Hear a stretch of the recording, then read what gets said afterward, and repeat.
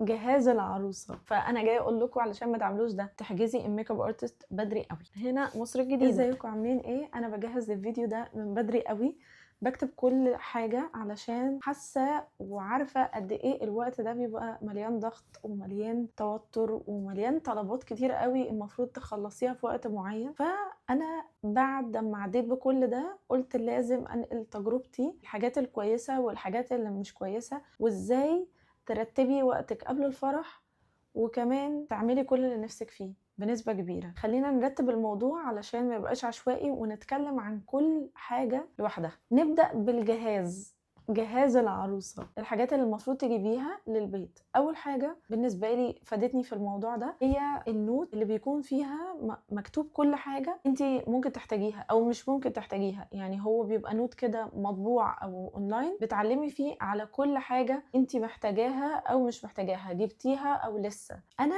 كنت جايبة واحدة كده أونلاين، ثواني هروح أجيبها أهي، اسمها بدلة وفستان.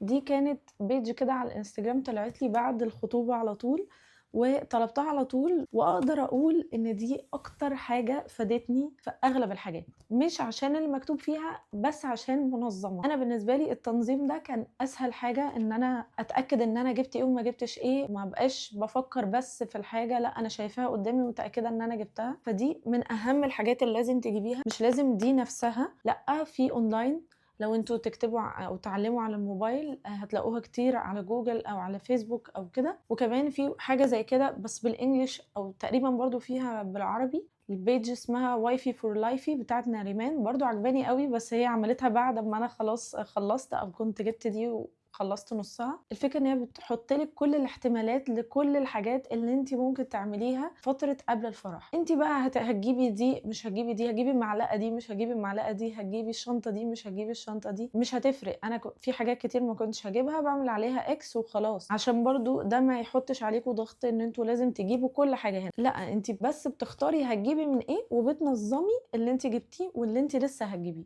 دي من الحاجات المهمه قوي قوي. ولو انتوا مش عايزين تعملوا كده وعندكم طولة بال ان انتوا تكتبوا كل الاحتياجات في الاول خالص في نوت فيها عادي ورق يعني زي كده، انتوا تكتبوا كل الحاجات اللي ممكن تجيبوها، فاعملوا ده. بس الفكره ان في حاجات مش هتيجي في بالك، فالحاجات اللي زي كده بتبقى منجزه وبتلم كل حاجه، فانت بتقدري ان انت تتابعي اول باول كل اللي انت محتاجاه. وكمان دي مش للجهاز بس، يعني انا هكلمكم على حاجات تانية برضو استفدت منها فيها. فده للجهاز، انت تجيبي ايه او ما تجيبيش ايه دي حاجه طبعا على حسب مقدره كل واحد، بس اللي اقدر اقوله لك ان انت تتاكدي ان اغلب الحاجات دي انت فعلا هتستخدميها. يعني انا كنت في حوار مع ماما لحد قبل الفرح بما فيش وقت بسيط ان نجيب الشياله ولا ما نجيبش الشياله، فلازم يتحط فيها الكحك وكلام ده. انا مش مقتنعه بيها لان هي حاجه بشوفها عند اغلب الناس بيستخدموها في اول فتره، بعد كده ملهاش استخدام. المهم في الاخر ماما هي اللي كسبت يعني، وجبناها. جبت اللي هي من ايكيا علشان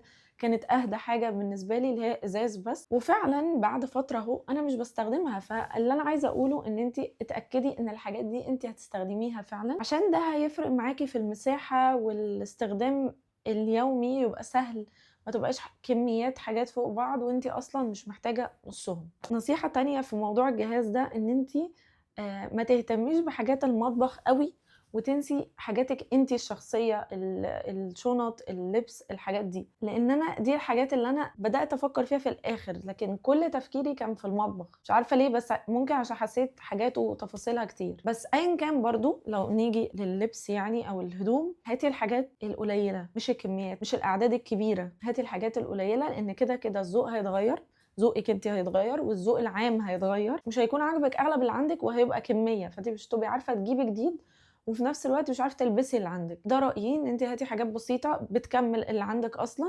انت اكيد هتاخدي حاجات من اللي عندك، ان انت كل يوم بتلبسي حاجات هتاخديهم وهتكملي عليهم اللي ناقص او تجيبي كام قطعه جديده. ده بالنسبه لللبس، لان بجد الشتاء بيخلص بيجي الشتاء اللي وراه احنا مش بنبقى مقتنعين باللبس اللي جبناه. فتخيل لو انت جايبه كميه كبيره في الشتوي مثلا والشتاء اللي وراه جه وانت عايزه تجيبي قطعه جديده بس انت اصلا مش عندك مكان في الدولاب، هتعملي ايه؟ هتقولي ده الجهاز؟ لا عادي، مش لازم نجيب كميات كبيره، نجيب اللي احنا بس محتاجينه او الحاجه اللي ستايل حلو اليومين دول. تاني حاجه هنتكلم عنها وهو البيت نفسه. انا هقول كم رايي بالنسبه لي، بالنسبه ليا بس اول حاجه اختاري حاجه تكون مريحه لعينك ولبالك، تكون بذوقك انتي. طبعا دي حاجه بديهيه، بس للتاكيد انه ما تتاثريش بالراي السوشيال ميديا او الستايلات الاونلاين. انا عن نفسي ممكن بيتي يكون متاثر بده، بس علشان هي دي اصلا الحاجه اللي مريحاني. في شكل معين عجبني او مود معين عجبني وهو الابيض، وده اللي انا كنت عاملاه في اوضتي. يعني انا المكتب بتاعي كان في الاوضه الابيض، الحيطه ابيض. انا بحب الحاجات دي لان هي بتفرق معايا، يعني بحس ان بهدوء شويه. وفي نفس الوقت انا اصلا حد بيحب الالوان وبيحب يرسم، بحب الالوان عموما. ده مش بيتناقض مع ده. انا حتى فكرت فيها، قلت تمام، انا لو زهقت من ده بعد سنه، بعد 2، بعد 10، هقدر اضيف لون في كل مكان هيغير الستايل خالص، واضيف رسمه معينه هتغير الشكل خالص. فاختاري الحاجات اللي تريحك وتبسطك، وفي نفس الوقت حاولي ما تكونيش مضغوطه بالستايلات وبالاذواق وبالافكار الكتير الموجوده على السوشيال ميديا، لان مش كلها مناسبه لكل حد. ده بالنسبه للبيت. بالنسبه بقى الفرنيتشر او العفش او الاثاث، فنصيحتي فيه، وهي مش نصيحة مني، كانت من صاحبتي ليا وهي فعلا حقيقية 100% حقيقية، هي انك لو هتتفقي مع حد على ميعاد، اتفقي على ميعاد بعيد قوي قوي قوي قوي عن ميعاد فرحك. انا ما كنتش مصدقة ده، وقلت لا، انا رايحه اماكن كويسه والناس بتتكلم باسلوب كويس وشكلهم مضمونين. يعني هم المكانين اللي انا اتعاملت معاهم. اول مكان احنا مثلا قايلين له ان الميعاد التسليم، مع ان انا عملت اللي صاحبتي قالت عليه، بس الاسوأ حصل لي. اول مكان اتفقنا معاه على ميعاد تسليم كان مثلا 1/3، وان احنا ندفع باقي المبلغ يوم مثلا 28/2. احنا عملنا ده والتزمنا بالميعاد ودفعنا.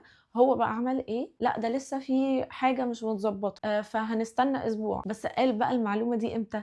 يوم 1 واحنا واقفين ومستنيين الحاجه توصل. انتوا متخيلين؟ وعملوا فينا اكتر من مقلب، اللي هو موبايلي يتقفل. ما علينا، الحاجه تقريبا جت بعد شهر من الميعاد، اللي هو لحد قبل الفرح بحاجه بسيطه. احنا لسه بنستنى الحاجه توصل. في حاجات وصلت وكانت فيها كسر فترجع وترجع تاني.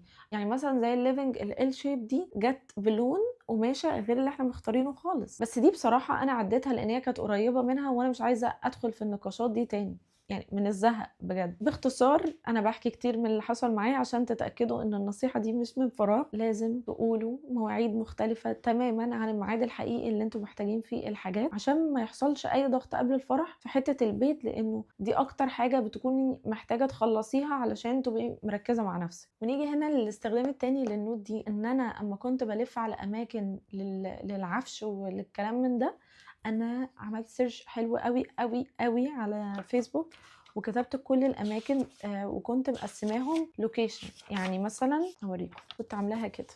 هنا مثلا كده التجمع الخامس، هنا مدينة نصر، هنا مصر الجديدة، هنا التجمع الاول. فكنت منظماها كويس قوي بالاماكن، كنا ماشيين بقى هنروح ده وراه ده وراه ده وراه ده، كل ده بسبب النوت. فدي تاني حاجه مهمه، ان انتي تنظمي الاماكن اللي انتي هتروحيها قبل ما تنزلي تدوري. هيسهل عليكي، مش هيبقى فيه توتر. انتوا رايحين هنا جايين من هنا، خلاص ده مش حلو هنعمل عليه اكس مش هنروحه تاني، لا ده في حاجه كويسه فانا هرجع له. وده اللي حصل فعلا. انا تاني او تالت مكان كان عاجبني فيه حاجه، هو اللي رجعت له في الاخر جبت منه. تاني حاجه بتفرق وهو الموبايل اللي انا بصور منه ده واللي انتوا ماسكينه. فحاجتين، فاول حاجه الجهاز والحاجات اللي بتشتريها للبيت. انا كنت بصور الحاجات عشان لما انزل والاقي حاجه عجباني، ساعات بلاقي الحاجه دي اصلا انا جايبه زيها، بس انا جايباها من 3 شهور فانا مش فاكره اصلا. فبرجع للفولدر اللي انا حاطه فيه الصور، براجع لا انا جايباها، لا انا مش جايباها انا هجيبها كده. نفس الكلام في الفرنيتشر، عشان تراجعي ايه اللي هيعجبك. بس مش كل الاماكن بينفع ان انت تصوري فيها، فدي مشكله تانية. انا طبعا مش هتكلم عن الحاجات اللي هي تفصيل او عموله، علشان انا ده ريسك بالنسبه لي وعملته غصب عني. وده مع الشركه اللي انا اصلا كنت، او المكان اللي انا كنت متفقه معاه اللي بقول لكم عليه اتاخر، ده اصلا كان مكان فيه حاجات كتير جاهزه، اتفقنا معاه على حاجتين، واخر حاجه ما كانتش عنده بس كان عاجبني صوره فعملها. هو عملها زي الصوره بس حصل الكذا دروب ده اللي قلت لكم عليه. فدي كانت المشكله. بس انا عموما في حياتي مش بحب الريسك ان انا استنى، بس دي مشكلتي. يعني نعتبر ان احنا خلصنا الجهاز وخلصنا البيت كله وجهزناه، نيجي بقى على فقرة الفرح نفسه. دي بقى الحاجة اللي انتوا محتاجين تركزوا معايا قوي قوي قوي قوي. اول حاجة، لو انتوا اخترتوا مكان او فينيو جاهز فدي حاجة حلوة. لو انتوا اخترتوا مكان فاضي او محتاجين فيه تعديلات فانتوا ضروري محتاجين ويدنج بلانر. ليه ضروري؟ علشان مهما حاولتوا ترتبوا بنفسكم الحاجات مش هتقدروا تكونوا ملمين بكل حاجة. لازم حد يكون فاهم في اللي بيعمله، يكون عمل شغل قبل كده كتير، فانتوا قادرين ان انتوا تكونوا واثقين فيه وتكونوا واثقين في النتيجه اللي هو هيعملها. انا بالنسبه لي اضطريت ان انا اجهز حاجات كتير قوي في الفرح علشان ما كانش عندي او ما كانش حواليا في المكان يعني اللي انا كنت بعمل فيه حد هيقدر يساعد ويطلع الافكار اللي في دماغي. ففي حاجات كتير انا عملتها مع صحابي جهزوها لي كده، ما كانش عندي حته ان حد يجهز كل حاجه. فلو قدامكم ويدنج بلانر خليه ينظم لكم. لو انتوا هتقدروا تنظموا لنفسكم اعملوا ده، بس اعملوا حساب الضغط بتاع ده علشان هيسحب منكم مجهود ووقت، لانه انتوا مش مسلمين افكاركم لحد، لا انتوا بتفكروا في كل حاجه. حاولوا ما توصلوش المرحله دي، لان بجد احنا كنا قاعدين بنفكر في كل تفصيله في الفرح، كنا بنحاول نوصل للشكل اللي احنا عاوزينه، ناس تجيب حاجه من هنا وناس تجيب حاجه من هنا واحنا نجيب حاجه من هنا، فكان الموضوع مرهق مع البيت وباقي الحاجات الشخصيه بقى اللي هو الفستان والحاجات اللي لسه هكلمكم فيها. فحاولوا ان انتوا تسحبوا حاجات كتير قوي من مسؤوليتكم توزعوها لناس حواليكم، عشان ده هيفرق معاكم وهيوفر معاكم وقت ومجهود كبير قوي. بعد كده الميك اب ارتست، الفستان والهير ستايلست، وطبعا الفيشل او لو هتعملي يعني تنظيف بشره او اي حاجه تخصك انت. اول حاجه انا بعمل سيف لمده 2 لميك اب ارتست عاجبني، بس انا جايه احجز معاهم قبل الفرح بشهر. ده بجد حاجه محدش بيعملها، انا اكتشفت ده، فانا جايه اقول لكم علشان ما تعملوش ده. ليه بقى؟ لان الميك اب ارتست الاولى والثانيه والعشره اللي عجباني مش فاضيه، بيحجزوا معاها اصلا من سنه، من 6 شهور، من مده طويله، هي مستحيل تبقى شهر. انت لازم تحجزي الميك اب ارتست بدري قوي. تاني حاجه الهير ستايلست بنفس النظام. انا برضو حجزت متاخر قوي، حجزت مع حد انا كنت عايزه اعمل معاه تمام، بس برضو الوقت ما كانش اسهل حاجه. ثالث حاجه وهي الفستان، برضو ما حدش بيحجز الفستان من اول شهر لشهر ونص قبل الفرح، ما بيحصلش. بس انا بصراحه ما كنتش بيأس، يعني انا كنت بروح، دخلت حوالي 15 او 20 اتيليه في اماكن مختلفه تماما، وبرضو النوت دي ساعدتني ان انا اكتب الاماكن واروح بالترتيب، وقست اكتر من بجد 30 او 40 فستان. كنت بجد تعبت جدا من كتر ان انا بقيس. بس هتيجوا تسالوني انت ليه مش عامله تفصيل، انت ليه مش مجهزاه، مع ان في اشكال كتير كانت عجباني على البنترست او ممكن ان انا اروح وافصلها. نفس الفكره، انا شخصيا مش عندي الريسك في حاجه زي كده، خصوصا في حاجه كبيره زي كده. انا احب اكون متخيله شكل الفستان ومرتاحه بنسبة كبيرة علشان اليوم يبقى مترتب زي ما انا عاوز. فعشان كده انا مش بحب فكرة التفصيل. بس مثلا لو فرح صاحبتي او كده ممكن اروح اعمل ده عادي، بس حاجة زي كده بالنسبة لي ومش ندمانة بصراحة، لان انا ارتحت في جزء معين مجرد ما انا حجزت. بس لو انتوا هتقدروا تفصلوا اعملوا ده، بس اعملوه بدري قوي. ونفس الكلام لو هتحجزوا فستان في اتيليه فلازم تحجزوه بدري قوي، لان الفستان اللي انا قسته كان اول فستان عجبني، بعد كده قست بقى متخيلين ال 30 ولا ال 40 فستان، وراجعه احجزه. خلاص انا راجعه احجز اول واحد اللي عجبني اصلا، وانا بحجزه كان في واحده بتطلب تقيسه، ومجرد ان هي هتقيسه ده كان ممكن ان هو يكون خلاص اتحجز. فيا جماعه المواعيد رتبي وقتك كويس قوي، عشان دي اهم حاجه هتفرق معاكي نفسيا، هتوصلي باليوم زي ما انت عايزه. الفستان برضو اتاكدي ان هو اتيليه كويس، شوفي ريفيو كتير عنه، روحي بروفا و2 و3 و4 لحد ما تتأكدي ان كل تفصيلة في الفستان عجباكي وانت راضية عنها، وده الشكل اللي انت هتحبي ان انت تظهري بيه. انا في حاجة واحدة ما حصلتش قدامي في البروفا، وهي اللي هي الفستان من تحت كده في طبقات تل كانت بتلم في بعض. فهي ساعتها في البروفا قالت لي ان لما بنكويهم بمادة كده فبيلزقوا في الاخر مع بعض، فمش هتطلع قطعة، لا هينزلوا ويتفردوا قطعة واحدة وهتشيليهم قطعة واحدة.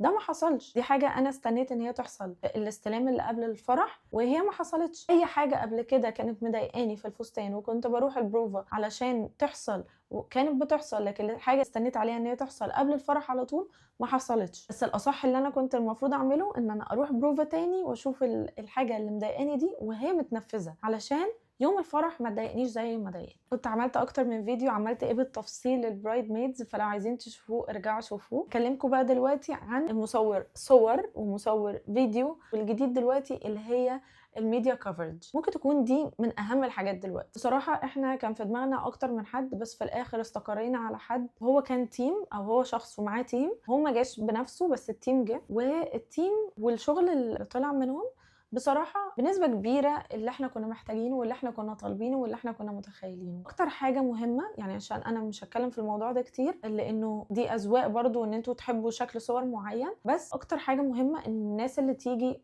تصورك او تصوركوا في الفرح تكون لذيذة في التعامل، بتهزر بتتكلم، مش جاية تصور وخلاص، لا بتصور التفاصيل اللي انتوا مهتمين ان هي تكون موجودة في الصور علشان اليوم يبقى خفيف. وده بصراحة كان طلبي والحمد لله حصل. اكلمكم في حاجة مش عارفة دي بصراحة انا كنت عايزة اعملها ولا لا، ان الميديا كفرج عمل كفرج فعلا للفرح كله بكل التفاصيل يمكن الصغيرة اللي لو كنت جبت فول ريكورد، ودي الحاجه اللي هكلمكم فيها. انا مش عارفه انا كنت محتاجاها ولا لا، اللي هي الحد اللي بيجي يصور الفرح كله من اوله لاخره. عارفين الراجل اللي كان بيجي بكاميرا زمان ويلف كده بالفيديو؟ هو ده انا كنت بفكر فيه. حاسه ان دلوقتي موازي لي الميديا كفرج، وكمان هتعمل الحاجات اللي انتوا تقدروا تعملوا لها شير، واللقطات اللي فعلا عجباكوا واللي فعلا كنتي حابه ان انت تعملي سبوت عليها في اليوم ده علشان تفضل معاكي ذكرى. حابين تعملوا فول ريكورد هاتوا، حابين تجيبوا ميديا كفرج هاتوا، حابين تجيبوا الاثنين هاتوا. المهم توصلوا لاكتر حاجه بعد الفرح تحسوا ان انتوا خدتوا الكم الذكريات اللي انتوا حابين تفضل معاكم. مش لازم تبقى الكاميرا اللي هي زي ما بقول عليها في دلوقتي، يعني مش فاكره الاسم بصراحه، بس هي حاجه بتبقى